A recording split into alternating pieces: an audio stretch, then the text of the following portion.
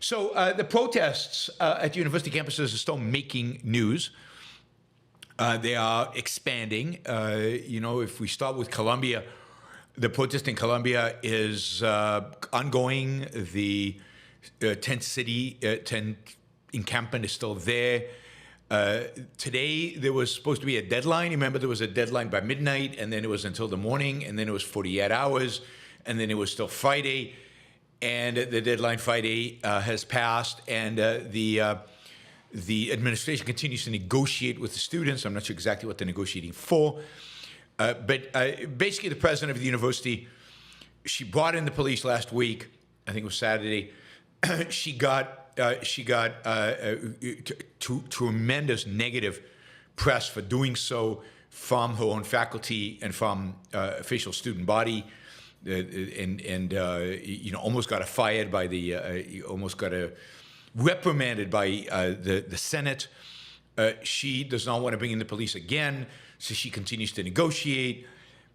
In the meantime, Columbia students are having to take classes online. So that continues. We've also got protests and encampments in, I guess, George Washington University. We've got encampments this week established at University of North Carolina, Chapel Hill. We saw continued protests in Texas. And it's all over. It's in California. It's in universities all over the country, primarily the better universities, primarily the more expensive universities, primarily the elite universities. That's where you have this going on, and I don't see it ending anytime soon. There's no basis for it to end. Anyway, in this context, I came across a really fantastic, for the most part, there's certain parts of this I disagree with, but for the most part, fantastic article in The Atlantic. Now, I know that some of you view reading The Atlantic as tantamount to treason, for which a person should be immediately shot or unsubscribed or whatever. But this is a real good article, an article I haven't seen anywhere else, and certainly more thoughtful and better than the stuff you'll get in most of the left-wing or right-wing kind of publications out there. So I thought I'd read you parts of it, because basically this is by George Packer. George Packer is a writer for The Atlantic. George Packer is basically making points I've been making, since October 8th, or since we saw these demonstrations start, since the Harvard. Of course, he's a really good writer, so he's writing it. He writes it really nicely and succinctly, but basically making the same points. And in the article, he ties it in. What is the name of the article? This is the name of the article. The campus left occupation that broke higher education. Elite colleges are now reaping the consequences of promoting a pedagogy that trashed the post-war ideal of the liberal university. And we'll put aside the ideal of the liberal university for now. I want to talk about kind of his historical perspective, which I think is really good. He ties what's going on right now at Columbia specifically, but more broadly at the universities, to the new left, that took over the universities in the 1960s, including a major sit-in, a major barricading in, really, at the University of Columbia in 1968. A situation where students barricaded themselves inside. This, of course, started a process where this happened in a bunch of different universities. As a consequence of that particular one, I think 700 students were arrested, 100 were injured during the attack. But this is, and he ties it. He says, for decades now, we've had relative quiet on the universities. And this is what he writes. So I'm going to read you big sections of this article because I just think it's good, and I think it captures succinctly and eloquently stuff that I've been trying to say and explain. Anyway, anytime I can get reinforcement for that from a writer, particularly in a mainstream publication like The Atlantic, that is a good thing. He writes, "A long, intricate, but essentially unbroken line connects that rejection of the liberal university in 1968 to the orthodoxy on elite campuses today. The students of the 68 revolt became professors. The German activist Rudi Dutschke called this strategy, quote, the long march through the institutions. Just as an aside, that's a reference to Mao Zedong's long march, right? The long march through the institutions, bringing their revisionist thinking back to the universities they tried to upend. One leader of the Columbia takeover returned to chair the School of Arts film program. Quote, the ideas of one generation become the instincts of the next, D.H. Lawrence wrote.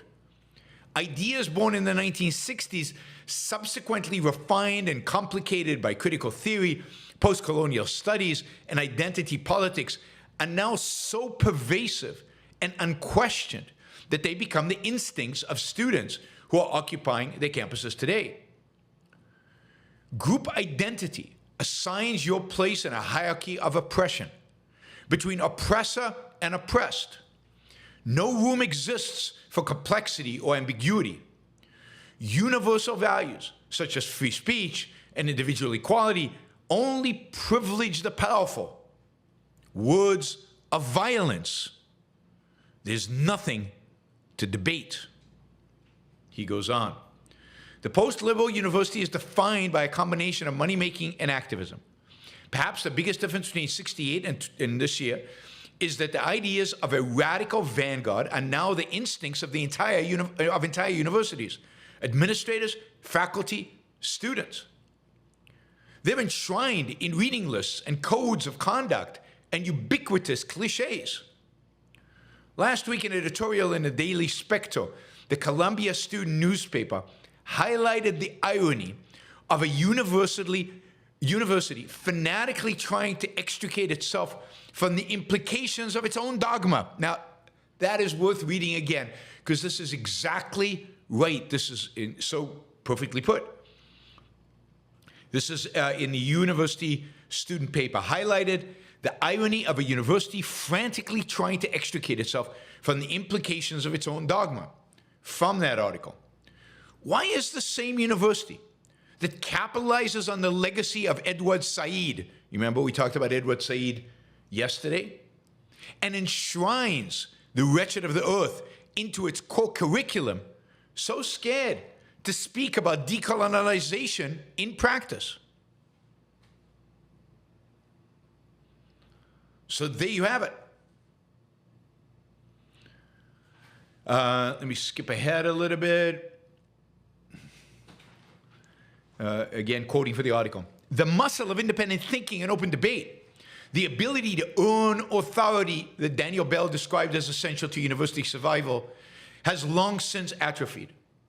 So when, after October 7th, Hamas attack on Israel, Jewish students found themselves subjugated to the kind of hostile atmosphere that, if directed to any other minority group, would have brought down high-level rebukes, online cancellations, and maybe administrative punishments, they fell back on the obvious defense available under the new orthodoxy. I mean, what is unique about this is the way he's criticizing Jewish students, which I think is right. They said that they felt unsafe. They accused pro-Palestinian students of anti-Semitism, sometimes fairly, sometimes not. They asked for protections that other groups already enjoyed. I want to be a protected class. Who could blame them? They were doing what their leaders and teachers had instructed them was right. The only way to respond to a hurt.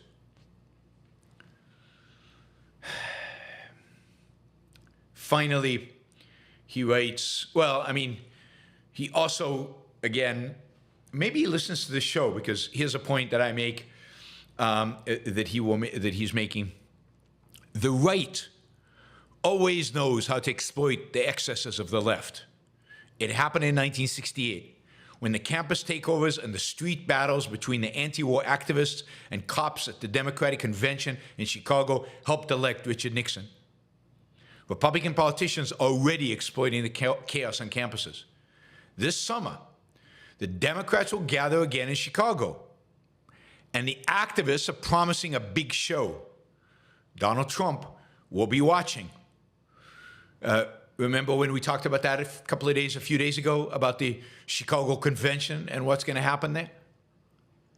Elite universities, this is again an article, elite universities are caught in a trap of their own making, one that has been a long time coming.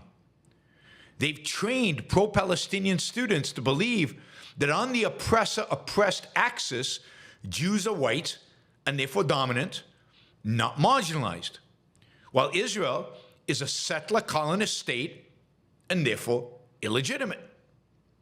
They've trained pro-Israel students to believe that unwelcome and even offensive speech makes them so unsafe that they should stay away from campus.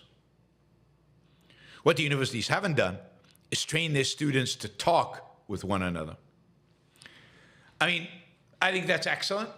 It summarizes kind of what we've been talking about really, certainly this last week with the Columbia stuff, but also what we've been talking about since October 8th, and what we've been talking about way back, going back to 2016 when I first talked to you about intersectionality, and how the universities, in this case, how the universities have walked right into it. This is their curriculum. This is their ideas. This is their acquired reading, now manifest in these, demonstrations, occupations, harassment, and the students being harassed don't even know how to deal with it. They can't even stand up for themselves. They can't even engage. They're offended and they want protection.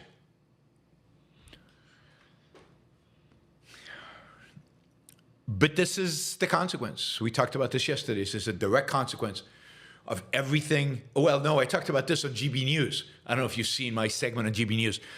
This is the consequence of decades of the left's domination of the universities. This is a consequence of identitarianism, identity politics, dominating the pedagogical agenda. This is a consequence of all the woke, nonsense, post-colonialism, intersectionality, but generally I would put it all under identitarianism.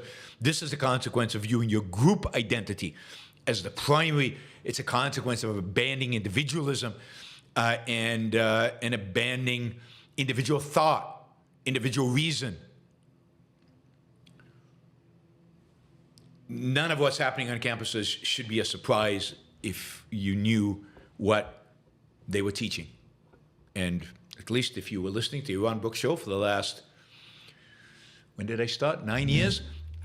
Then you would know exactly what they were thinking, because we've talked about it over and over and over again.